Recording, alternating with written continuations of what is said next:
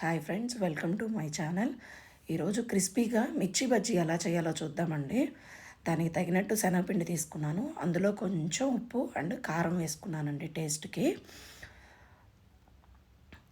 అలాగే పచ్చిమిర్చి కూడా కట్ చేసి పెట్టుకున్నాను. స్టఫింగ్కి నిమ్మకాయ కట్ చేసేసుకొని రసాన్ని సపరేట్ చేసుకుందామండి.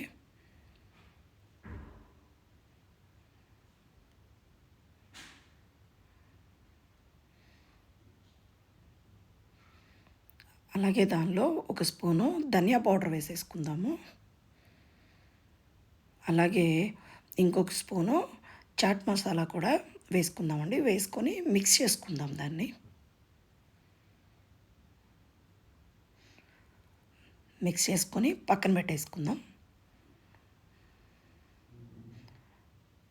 పక్కన స్టవ్ ఆన్ చేసేసుకొని బాండీ పెట్టుకుంటే ఆయిల్ వేడవుతుందండి. పిండి ఎప్పుడు కూడా జారుగా ఉండకూడదండి, కొంచెం గట్టిగానే కలుపుకోవాలి. మీకు ఇక్కడ ఒక టిప్ చెప్తానండి నేను. ఆ టిప్ ఏంటంటే, ఆ పచ్చిమిర్చిలో ఇలా ఫింగర్ కట్ చేసిన దాంట్లో పెట్టి ఇలా కలిపి వేసాము అంటే మనకి పట్టు ఉంటుందండి. మిర్చి బజ్జీ వేయడానికి ఈజీగా ఉంటుంది. అదిగోండి, ఇలా నేను చూపించే విధంగా అండి. ఇలా చేసి మనం కొంచెం దాన్ని వేస్తే ఇట్లా తోకల్లాగా కూడా పడకుండా నీట్గా వస్తాయి బజ్జీలు. ఆయిల్లో కొంచెం గోల్డెన్ బ్రౌన్ వచ్చే వరకుగా వేయించుకుందామండి. వచ్చేసినాయండి. ఒకసారి తిప్పుకుందాం. తిప్పుకొని వాటిల్లో నుంచి ఒక బౌల్లోకి సపరేట్ చేసుకుందాం.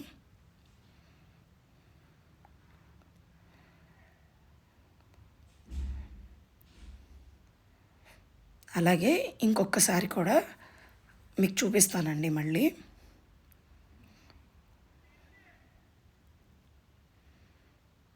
అలా ఆ ఫింగర్ పెట్టి వేస్తే మనకి గ్రిప్ ఉంటుందండి బజ్జీకి. అదిగోండి, అలా రెండు పక్కల ఇలా ఇచ్చేసుకుంటూ వేయాలి. ఈ ఈ సెకండ్ వేసుకునేవి ఉడికేలోపు ఆ ఫస్ట్ వేసుకున్నవి లోపల ఏదన్నా పిండి ఉన్నా కూడా ఆ వేడికి అవి ఉడికిపోతాయండి. అలాగే వీటిని ఒకసారి కలుపుకుందామండి, తిప్పుకుందాము.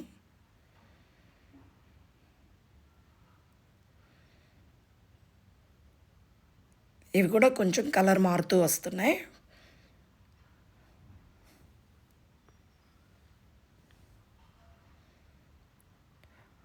వీటిని కూడా తీసి సపరేట్గా బౌల్లోకి సెట్ చేసుకుందాము.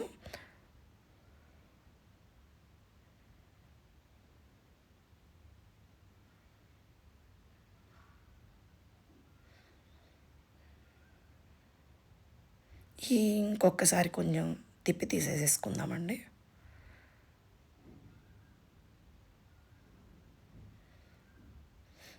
అలాగే ముందు ఫస్ట్ తీసి పెట్టుకున్నవి ఉన్నాయి కదండి, అవి ఇంకొకసారి ఆయిల్లో వేసుకోవాలండి. ఇక్కడే మనకి ఈ బండి మీద వేసే బజ్జీలాగా క్రిస్పీగా వచ్చేసేస్తాయి. ఇది మర్చిపోకూడదు మనం.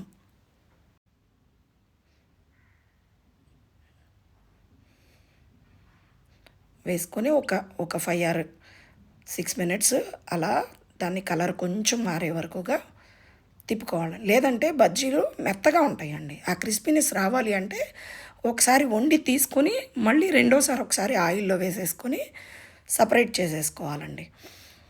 అలాగా మళ్ళీ సపరేట్ చేసేసి పెట్టుకుంటున్నానండి నేను. ఒకసారి చూడండి.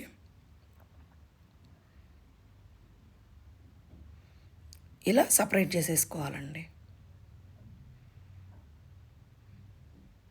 ఇప్పుడు మళ్ళీ సెకండ్ టైం వేసినవి ఉన్నాయి కదండి, అవి మళ్ళీ తిప్పి మీకు ఇంకొకసారి చూపిస్తున్నాను.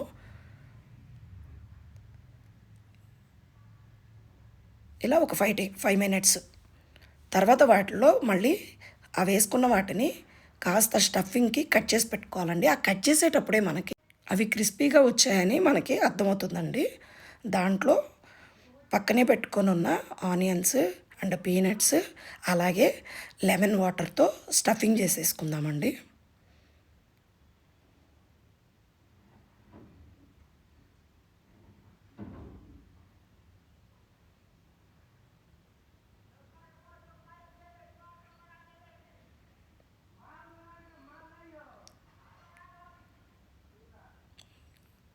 లెమన్ వాటర్ కూడా పోసేసుకుందాం. అలాగే స్టఫింగ్ చేయడం అయిపోయింది. సర్వింగ్ బౌల్లోకి తీసేసుకుందామండి. నచ్చిందా మీకు? థ్యాంక్ యూ ఫర్ వాచింగ్ అండి. శాలిని లైఫ్ స్టైల్ ఛానల్ని సబ్స్క్రైబ్ చేసుకోండి, షేర్ చేయండి, అలాగే లైక్ చేయండి, అలాగే కామెంట్ కూడా చేయండి అండి. Thank you.